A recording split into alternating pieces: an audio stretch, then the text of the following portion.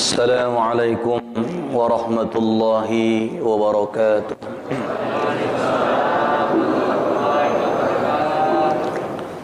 Bismillahirrahmanirrahim. Alhamdulillahilladzi ja'ala syahra ramadhana syahran mubarakan, alladzi unzila fihi al-Qur'an hudan lin-nasi wa bayyinatin minal huda wal furqan. Allahumma salli wa sallim wa barik ala sayyidina wa habibina Muhammadin wa ala alihi wa sahbihi ajma'in. Subhanaka la ilma lana illa ma 'allamtana innaka antal alimul hakim. Hasbunallahu wa ni'mal wakil, ni'mal maula wa ni'man nasir. La hawla wa la quwwata illa billahil aliyyil azim.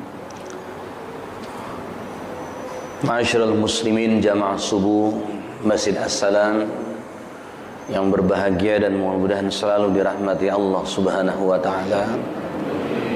Sehat pagi ini? Alhamdulillah, dengan memanjatkan puji syukur kehadirat Allah Jalla Jalaluh. Pagi hari ini Allah masih memberikan kita kesempatan untuk bisa ibadah kepadanya. Tidak hanya sholat subuh berjamaah, beragam rangkaian amal soleh, mulai dari sholat qiyamul lail, kemudian tadarus Al-Quran, memperbanyak zikrullah, subuh berjamaah. Usai sholat subuh berjamaah masih duduk tenang untuk bisa mendengarkan nasihat-nasihat agama. Semua ini adalah nikmat yang paling besar yang harus kita syukuri, Bapak Ibu sekalian. Tidak semua orang bisa merasakan nikmat yang besar seperti kita ini.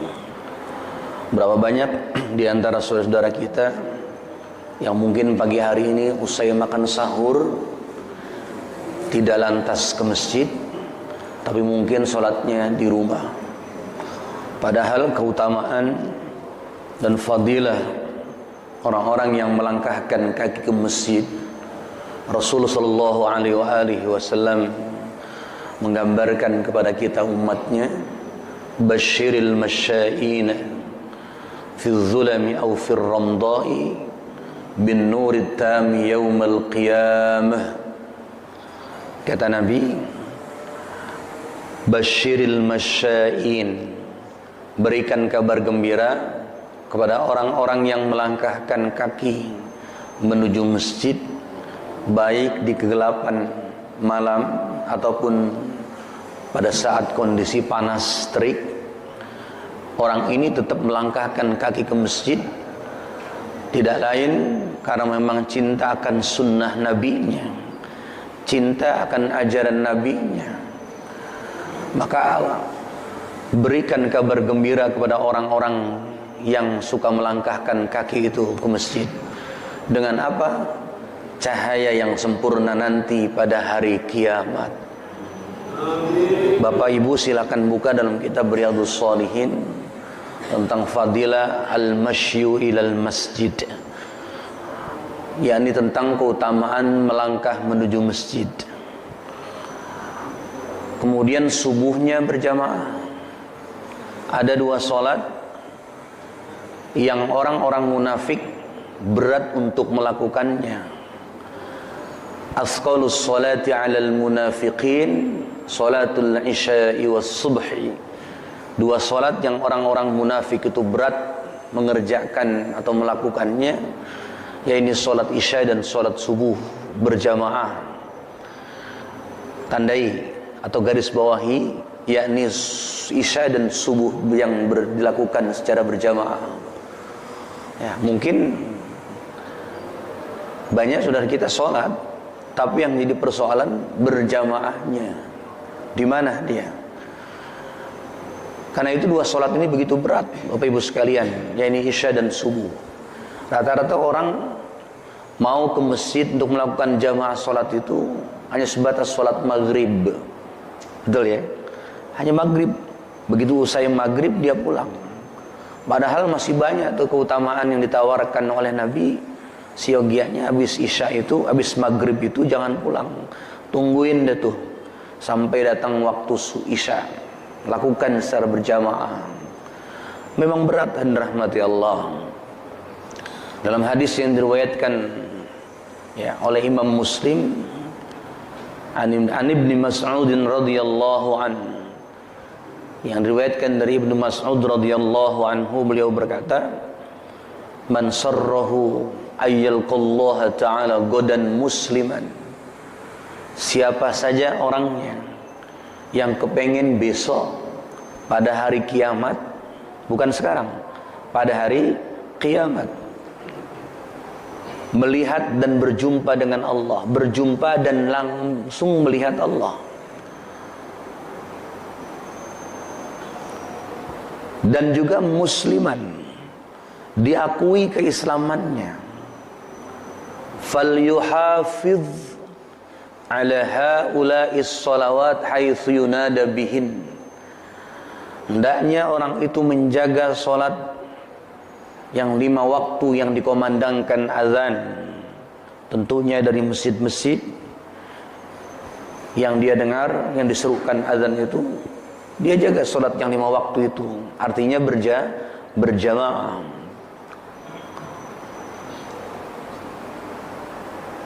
Fa inna Allah syara'a li nabiyyikum sunanal huda, karena sungguhnya Allah mengajarkan kepada nabi kalian sunanal huda, jalan-jalan petunjuk.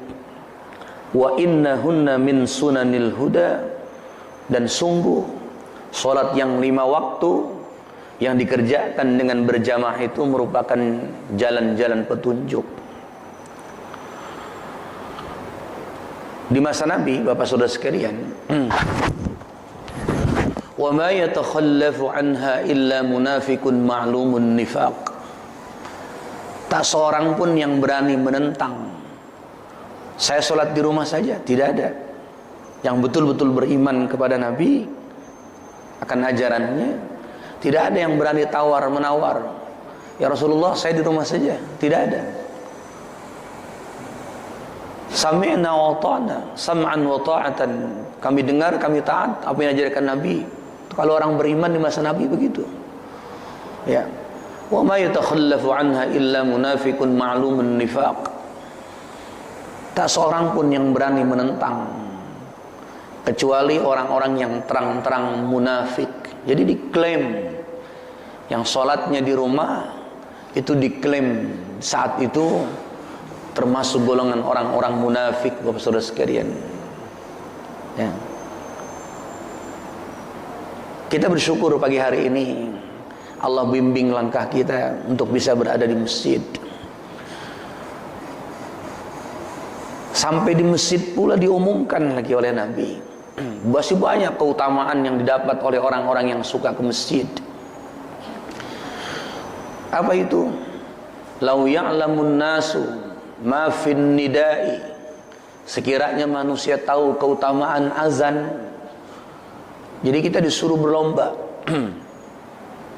untuk azan sebelum dimulai sholat. Azan terlebih dahulu. Jangan pernah menyepelekan persoalan azan, karena itu yang punya potensi suara bagus. Jangan malu, jangan sungkan mengeluarkan suaranya untuk berazan. Azanlah. Kenapa?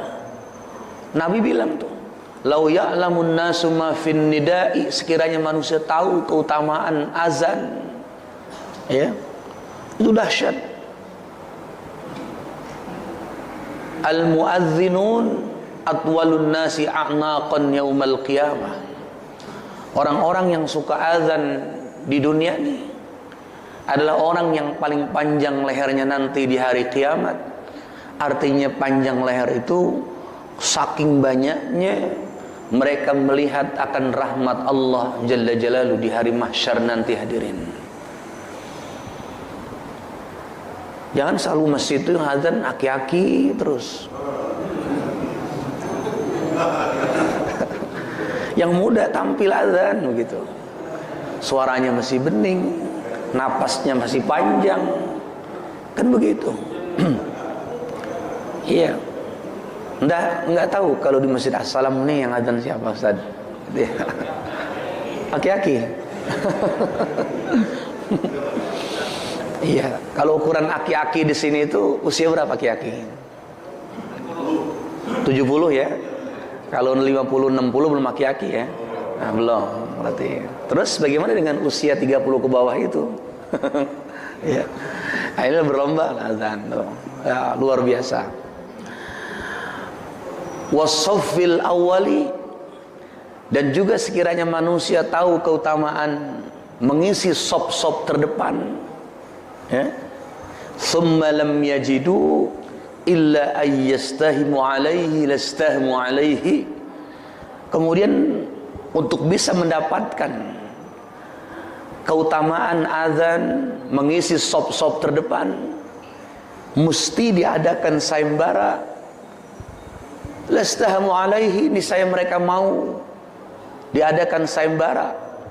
Ayo siapa yang mau azan, siapa yang mau azan, kita adakan sayembara. Yang bisa azan, yang bisa mengisi sop terdepan, kita adakan sayembara. Nah loh, ini jangan dikira mengisi sop terdepan ini cuma kadang-kadang unik di kita ini, karena tidak ada ilmu.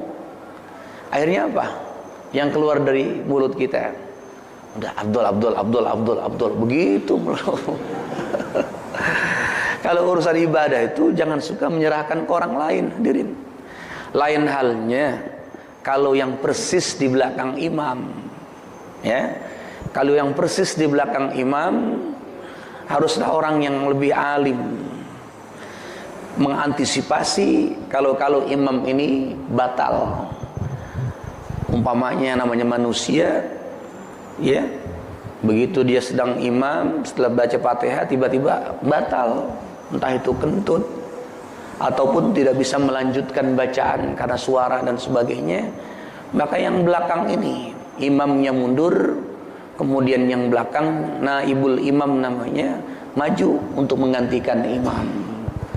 Gitu. Tadi enggak saling tunjuk atau enggak kebingungan, hadirin. Ini kenapa lagi imam membatalkan nih? Akhirnya apa? Itu subuh enggak kelar-kelar sampai duha. Kenapa? Imamnya suaranya sedang tidak bisa dikeluarkan begitu. Akhirnya dia mundur. Akhirnya rusak semuanya. Makanya penting masjid itu, ya, harus ada apa namanya, dewan syariahnya. Ya. DKM harus menunjuk dewan syariah yang orang itu sedikit banyak mengerti hukum. Gitu. Tapi alhamdulillah As-Salam ini banyak para habaib, para ustadz, para kiai yang datang ta'lim atau mengajarkan di masjid ini. Sekiranya bisa menjadi ilmu, wawasan buat kita semakin tambah. Ini penting Bapak Saudara sekalian. Jadi kembali lagi, begitu dahsyatnya mengisi sop-sop terdepan, mulai dari azan kemudian sop terdepan.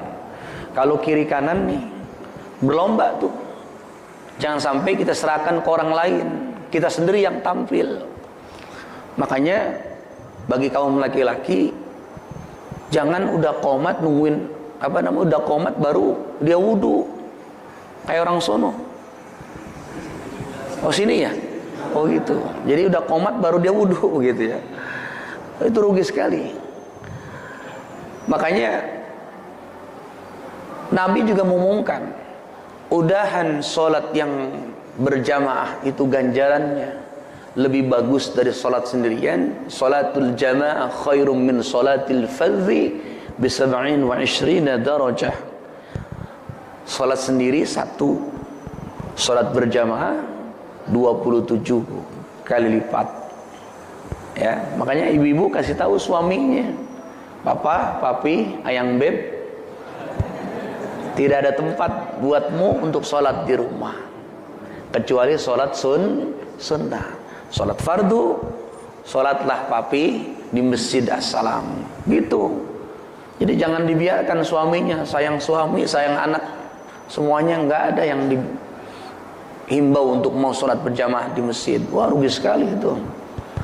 1:27, gede pahalanya, hadirin. Udah begitu diumumkan pula lagi oleh Nabi, Ala adullukum ala man a'zamu ajran fis shalah.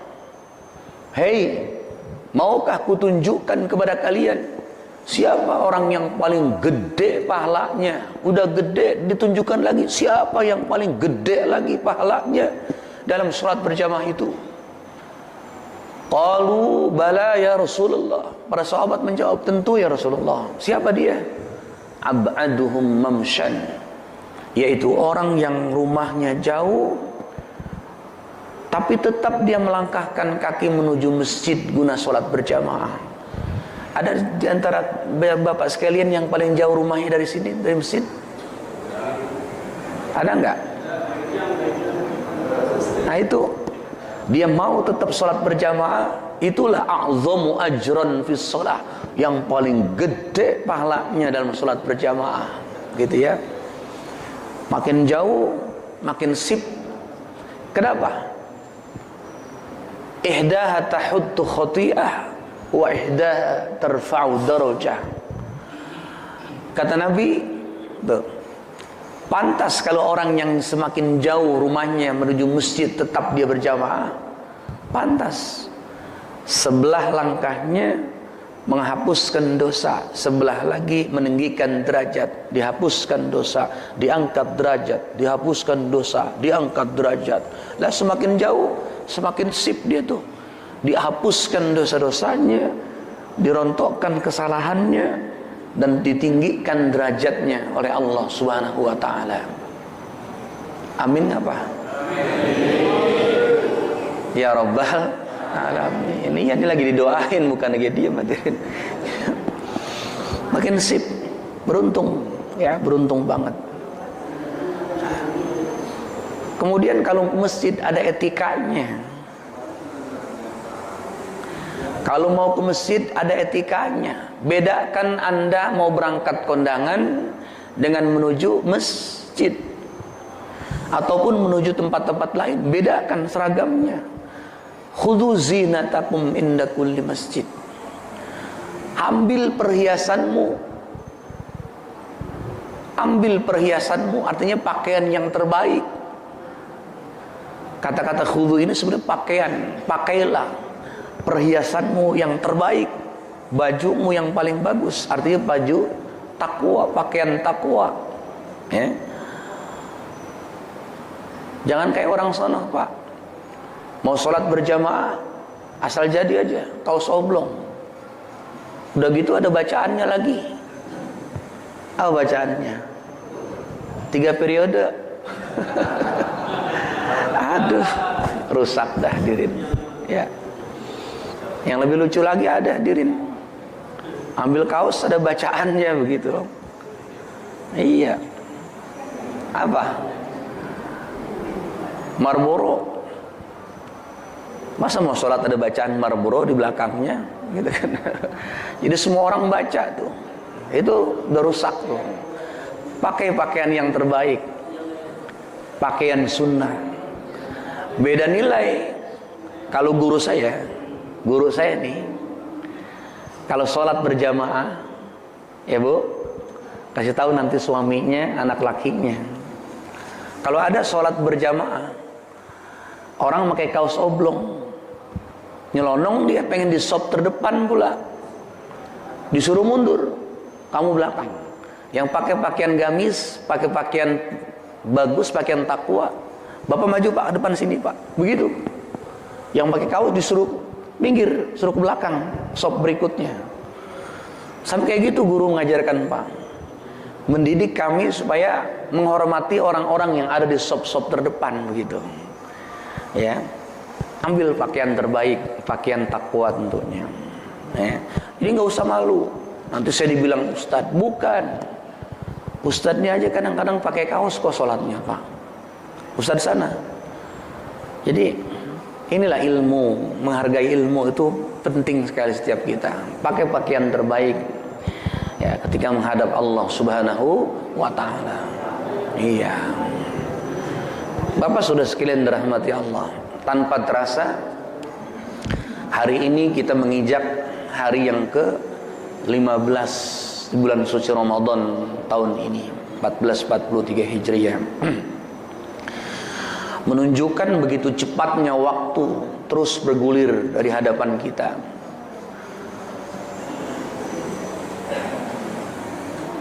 Ada di antara perintah ayat puasa Bapak Saudara sekalian. Kalau Bapak buka surah Al-Baqarah mulai dari 183, pada ayat 186-nya Allah Subhanahu wa taala berfirman, A'udzu billahi minasy syaithanir rajim. Bismillahirrahmanirrahim. Wa idza sa'alaka 'ibadi 'anni fa inni qarib ujibu da'watad da'i idza da'an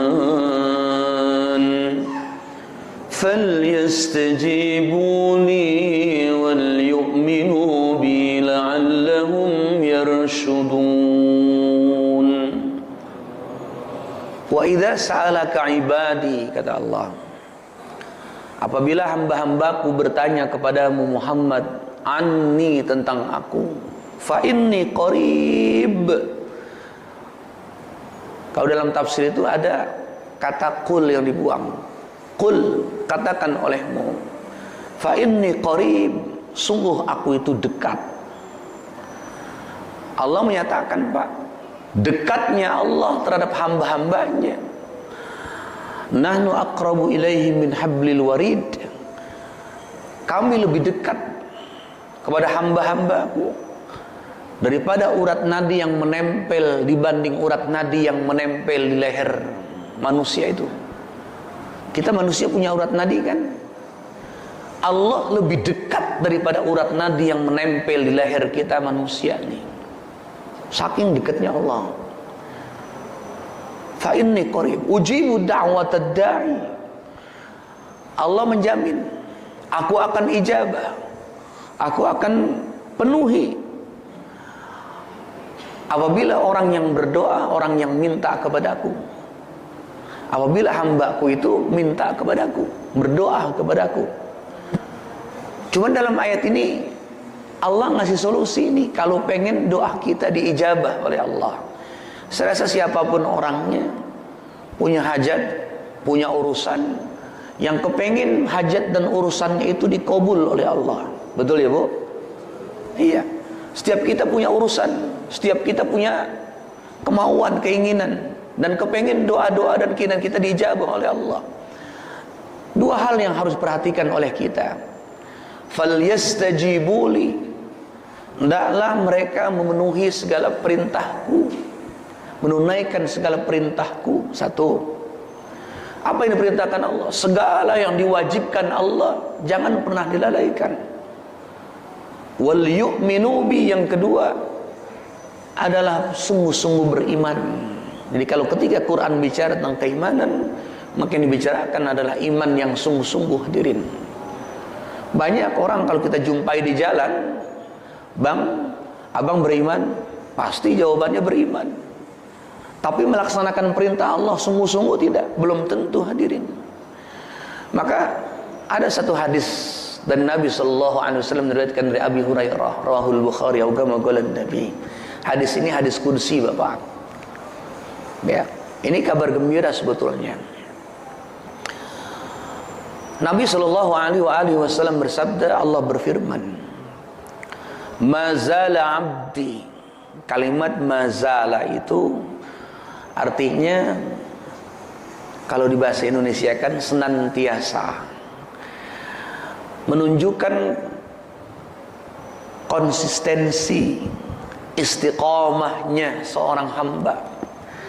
Allah lihat, Allah perhatiin tuh. Mazala abdi yataqarrabu ilayya bi faridatin min faraidillah. Senantiasa hambaku senang mengerjakan yang fardu dari sekian kefarduan yang difardukan Allah. Dalam riwayat yang sama, bin nawafil, tidak hanya yang fardu namun juga yang sunnah. Senang. Allah perhatiin tuh, Allah liatin Mana-mana di antara hambanya yang konsisten mengerjakan fardu dan yang sunnah. Hatta uhibbahu, sehingga aku jatuh cinta kepada hamba yang seperti itu, karena keistiqomahannya menegakkan yang fardu dan yang sunnah.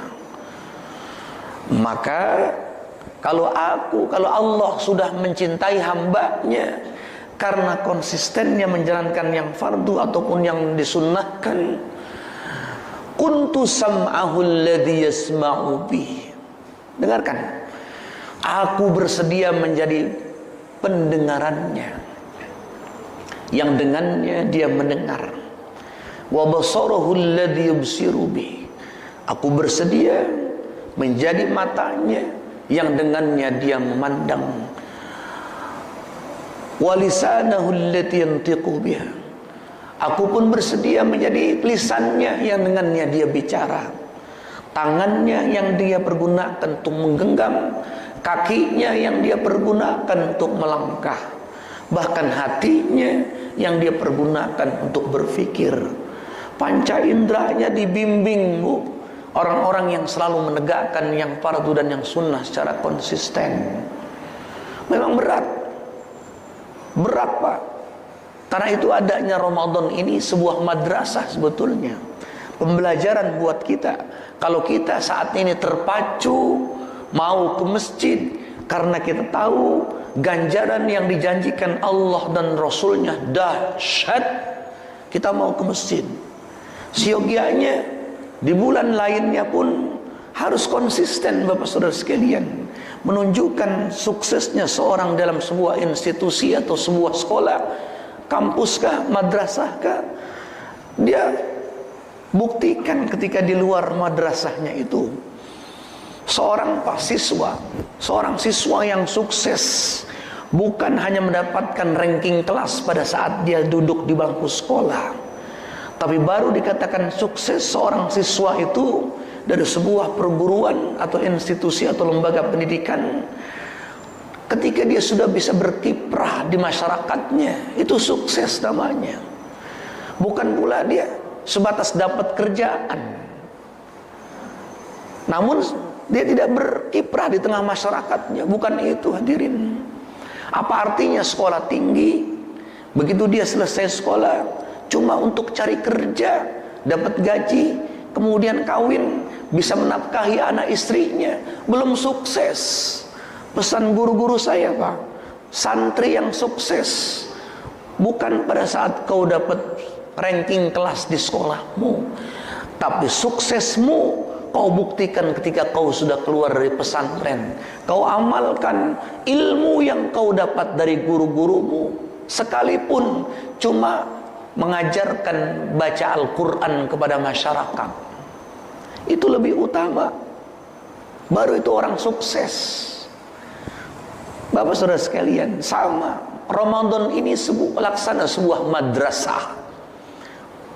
Gurunya Sang Maha, dialah Allah Jalla Jalaluhu. Kurikulumnya menjaga mata, menjaga lisan, pendengaran, tangan, kaki, hatta hati, hadirin rahmati Allah. Itulah kurikulumnya. Tujuannya agar kita menjadi hamba yang sukses dengan yang dimaksud oleh firman Allah surah Al-Baqarah, la'allakum tattaqun, agar kalian menjadi orang yang bertakwa. Banyak orang muslim yang beriman, tapi apakah semua menjamin pada bertakwa kepada Allah? Belum tentu, hadirin. Berapa banyak profesor, doktor, ya, kiai haji, tapi apa? Korupsi, mencuri uang negara dan sebagainya. Jadi pendidikannya tinggi. Karena itu suksesnya seorang diukur bukan karena pangkat, jabatan, kedudukan, bahkan titelnya, atau tingginya pendidikan yang dia kecam, hadirin. Tapi suksesnya seorang itu dia berhasil mengamalkan apa yang diajarkan Allah dan Rasulnya dari kurikulumnya itu. Bapak Saudara sekalian, jamaah subuh yang dirahmati Allah. Jadi setiap kita punya hajat, punya kebutuhan. Maka sebetulnya Allah yang Maha Tahu itu memperhatikan kita setiap saat, sejauh mana konsisten kita ibadah, menegakkan yang fardu maupun yang sunnah. Begitu dapat ilmu dari seorang guru, diamalkan hadirin sholat berjamaahnya, dan ini harus konsisten. Kemudian sunnah-sunnahnya. Ada orang ngeluh, Pak Ustaz, saya banyak urusan.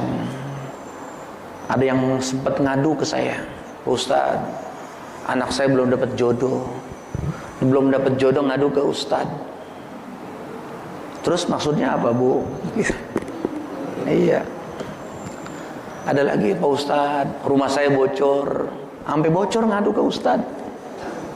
Pak Ustaz, anak saya belum bayaran sekolah, nunggak sudah 3 bulan. Ya, setiap kita punya urusan, Bapak Saudara sekalian. Ada urusan yang memang sifatnya emergensi, doruri. Biasanya Allah cepat mengabulkannya.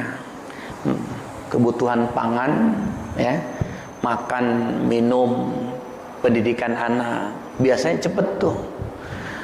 Kalau ada masalah, ada trouble, kok kenapa ya? Kayaknya hari aneh akhir-akhir ini agak sulit rezeki. Sampai anak belum bayaran, sudah 3 bulan dan sebagainya. Ya, perkara-perkara yang masih sifatnya doruri kok masih susah. Nah, ini introspeksi ini.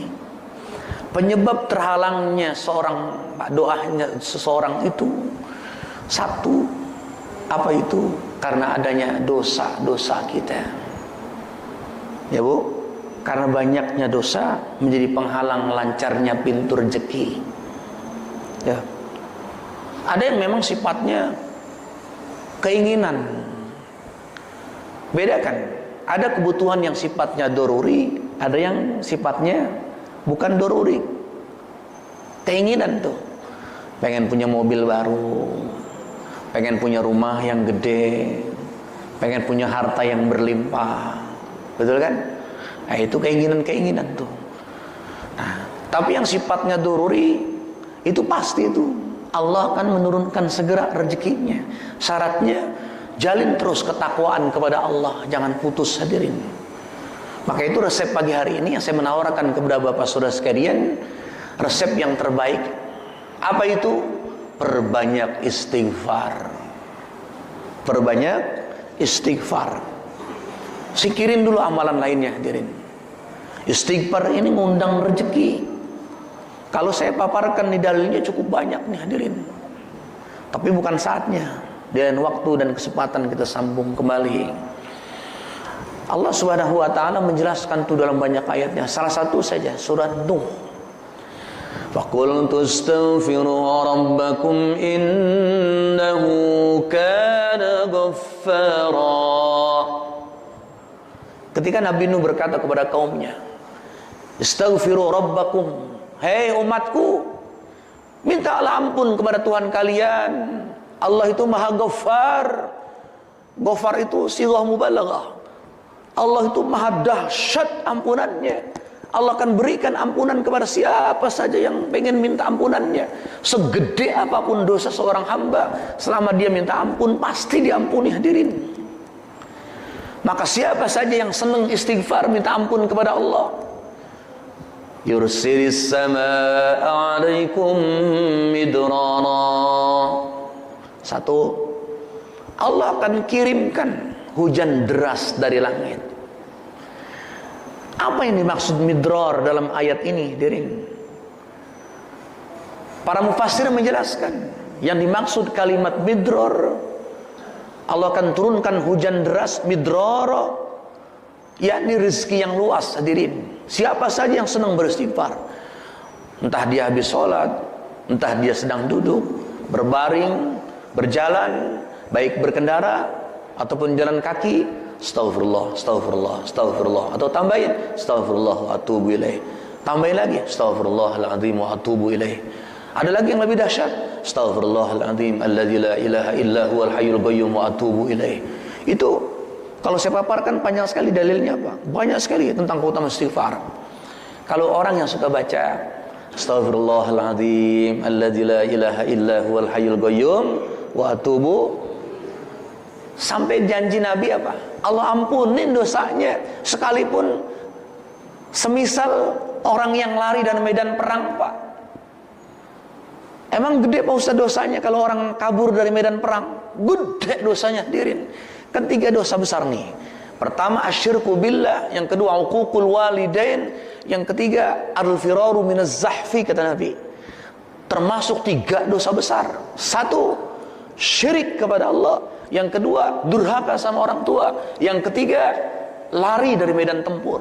Umpamanya nih, kita umat Islam nih, ya, ini komplek kimia farma ya. Umpamanya naudzubillah min dzalik, atau ya Pondok Aren lah katakan. Tiba-tiba ada musuh, Pak.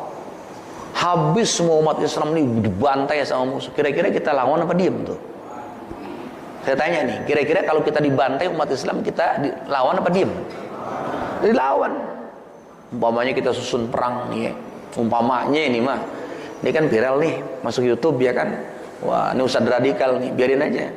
Ini umpama begitu ya. Umpamanya begitu. Begitu kita ngeliat musuh, kita udah siap perang, hadirin, kita udah siap jihad, keder kita, ciut nyali kita. Ah, kalau begini mendingan gua pulang aja dah, mendingan gua tidur aja dah. Itu dosa gede tuh. Dosa gede. Lebih baik kita mati syahid, ya, lebih baik kita mati syahid hendak mati Allah. Begitu ajaran Nabi itu. Ya. Nah, termasuk dosa gede. Itu. Kalau syirik udah ketahuan. Yang ketiga, durhaka sama orang tua, udah pasti. Maka sebesar dosa lari dari medan tempur itu, andaikan kita minta ampun kepada Allah, pasti diampuni dosa kita sama Allah. Banyakkan istighfar. Semakin banyak istighfar, semakin rajin istighfar. 1, apa kata Nabi? Man lazimal istighfar ja'alallahu lahu min kulli dikin makhraja. Allah akan berikan solusi dari setiap kesempitan. Ada aja jalan keluarnya, Pak. Yang senang istighfar tuh. Coba amalannya dirubah untuk saat ini. Astagfirullah, astagfirullah, astagfirullah. Naik motor, astagfirullahaladzim, astagfirullahaladzim. Ya, astagfirullahaladzim, wa atubu ilaih. Terus berbanyak. Mau tidur pun demikian. Ya, astagfirullahaladzim. Makanya kalau mau tidur, wudu dulu. Habis wudu baca surah-surah pendek, punya wirid, Pak. Jadi kalau orang beriman itu senang sama wirid aurad yang dia baca. Baca Fatihah, kemudian baca ayat kursi 10 kali, Al-Ikhlas 10 kali, Falak bin Nas, ya. Atau sebelum dia tidur baca Al-Quran, beberapa ayat dari Al-Quran, kemudian pegang tasbih, astagfirullahaladzim wa atubu ilaih, astagfirullahaladzim wa atubu ilaih, terus sampai terpejam matanya. Begitu dia bangun, andaikan umpama dia bangun, tidak bangun lagi, umpamanya dia tidak bangun lagi pagi harinya, dia mati sudah diampuni oleh Allah Subhanahu wa taala. Gitu. Segala kesempitan yang melanda keluarga, solusinya istighfar. Wa min kulli hammin faraja. Namanya manusia tidak luput punya kesedihan, punya problem tadi, Bu. Maka istighfar solusi. Yang ketiga kata Nabi, warzaqhum min haitsu la yahtasib. Siapa saja yang senang bergemar beristighfar, Allah akan berikan rezeki dari jalan yang tidak diduga-duga. Gampang aja rezekinya. Gampang aja rezekinya. Maka pelaku bisnis, apapun dunia bisnis Anda, yang suka ngobjekin tanah, ada di sini? Ngobjek tanah ada nggak? Iya, udah lama banget nyaloin jadi calo. Apalagi mobil, jualan mobil, motor, ya kan? Dunia usaha, apapun jenisnya. Apakah Anda berdagang? Perbanyak istighfar. Kan keren banget, Pak. Sambil jualan, mulutnya nggak lepas dari istighfar. Astagfirullahaladzim wa atubu ilaih, astagfirullahaladzim. Pegang tasbih, nggak usah malu, nggak usah takut. Kayak ustadz lu, biarin aja. Ustadznya belum tentu istighfar, hadirin. Ya kan? Ustadznya aja belum tentu istighfar. Biarin kita istighfar. Astagfirullahaladzim wa atubu ilaih, astagfirullahaladzim wa atubu ilaih. Yakin, Pak, janji Allah dan Rasulnya pasti. Yursilis sama alaikum midrara. Kemudian apa lagi? Wa yumdidkum bi amwali wa banin. Ini janji Allah pasti nih. Yang kedua kata Allah dalam surah Nuh itu, siapa saja yang suka beristighfar, Allah banyakkan hartanya. Kalimat yumdid itu Allah bentangkan harta yang begitu banyak. Yumdidkum bi amwal, Allah akan bentangkan buat kalian harta yang banyak. Wa banin, dan juga anak keturunan. Jadi kalau yang mungkin ada di antara antum semuanya yang belum punya anak, ini kabar gembira dari Allah. Solusinya perbanyak istighfar. Kemudian wa yaj'al lakum jannati wa yaj'al lakum anhara. Andaikan Pak di satu kampung kurang subur, ya, ada persoalan pertanian dan sebagainya, gagal panen sebagainya, sama nih, solusinya adalah istighfar. Jadi diceritakan ada seorang ulama besar namanya Sufyan Ats-Tsauri, didatangi oleh 3 orang tamu. Ketiga orang tamu ini punya problem masing-masing sendiri-sendiri. Tamu pertama bertanya kepada Tuan Guru, ya wahai Tuan Guru, saya sudah usaha apa aja saya geluti, tapi belum juga sukses dalam berniaga dalam usaha saya ini. Apa jawab Tuan Guru? Perbanyak istighfar. Tamu yang kedua, Tuan Guru, saya sudah berumah tangga lama, tapi belum juga punya anak. Apa solusinya? Perbanyak istighfar. Yang ketiga, tamu yang ketiga bertanya, Tuan Guru, kampung kita sedang dilanda paceklik, kemarau panjang, sehingga bercocok tanam susah, air di mana-mana kering. Apa solusinya Tuan Guru? Perbanyak istighfar. Tiga-tiga orang tamu ini bingung. Lah kenapa ya? Problemnya masing-masing berbeda, tapi solusinya satu. Apa itu? Istighfar. Apa kata Tuan Guru? Afalam taqra surat Nuh? Emang kalian nggak pernah baca ya surah Nuh? Langsung Tuan Guru baca ini firman Allah. Qul tastaghfiru rabbakum innahu kana ghaffara yursilis samaa'a 'alaikum midrara wa yumdidkum bi amwalin wa banin wa yaj'al lakum jannatin wa yaj'al lakum anhara. Nah, mudah-mudahan apa yang saya sampaikan ada hikmah dan manfaatnya, hadirin. Ramadan ini singkat sekali. Begitu kita keluar Ramadan, apa yang ada di pikiran kita? Ya Allah, kita sudah ditinggalkan Ramadan. Ternyata Ramadan itu cepat sekali. Kita sudah jauh terasa. Belum tentu tahun depan kita berjumpa lagi. Harapan sih mudah-mudahan kita berjumpa lagi. Kan begitu. Karena itu manfaatkan momen yang baik ini, kesempatan yang baik ini dengan sebaik-baiknya. Betul-betul mengisi Ramadan kita dengan memperbanyak ibadah, baik yang kaitannya kepada Allah ataupun ibadah sosial kita perbanyak. Dan jangan lupa amalan tadi, apa itu? Perbanyak istighfar dan istighfar, insya Allah. Mudah-mudahan Allah berikan kita kekuatan iman Islam, Allah berikan kita semua sehat walafiat. Segala persoalan bangsa ini Allah tuntaskan semuanya. Allah berikan seluruh pemimpin yang soleh, yang bisa memimpin negeri ini. Yuk kita bacakan surah Al-Fatihah. Al-Fatihah. A'udzu billahi minasyaitonir rajim. Bismillahirrahmanirrahim. Alhamdulillahi rabbil alamin. Arrahmanir rahim. Maliki yaumiddin. Iyyaka na'budu wa iyyaka nasta'in. Ihdinas siratal mustaqim. Siratal ladzina an'amta 'alaihim ghairil maghdubi 'alaihim waladdallin. Amin. Demikian dari saya, kurang lebihnya mohon maaf. Wallahul muwaffiq ila aqwamit thoriq. Assalamualaikum warahmatullahi wabarakatuh.